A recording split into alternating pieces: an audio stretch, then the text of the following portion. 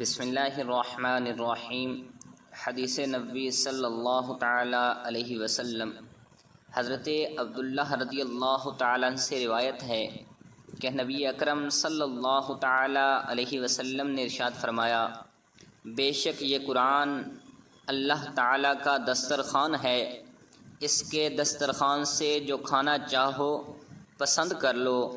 بے شک یہ قرآن اللہ کی رسی ہے اور نور مبین ہے اور نفع دینے والی شفا ہے، جو ان پر عمل پیرا ہوں یہ ان کا محافظ ہے، اپنی اتباع کرنے والوں کے لیے نجات دہندہ ہے،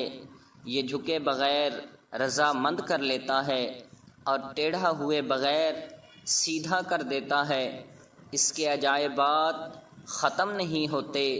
اور یہ بہت کثرت کے ساتھ پڑھے جانے سے بوسیدہ نہیں ہوتا، اس کی تلاوت کیا کرو کیونکہ اللہ تعالیٰ تمہیں اس کے ہر حرف کے بدلے میں 10 نیکیاں عطا فرماتا ہے۔